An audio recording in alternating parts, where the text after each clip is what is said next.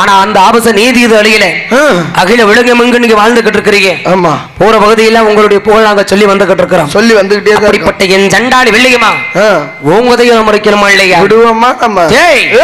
இந்த வெள்ளச்சாமிக்கு ஒரு கூட்டம், என் வெள்ளையம்மாளுக்குன்னு முறையான ஆட்டம். அந்த ஆட்டத்துல பாக்கணும் வெள்ளையம்மாளை. எப்படி எப்படி பாப்பான்? எப்படி? ஏ சண்டாளி, ஏ சண்டாளி, அடி உனக்கு அருப்பு கோட்டை திருப்பத்தூரா,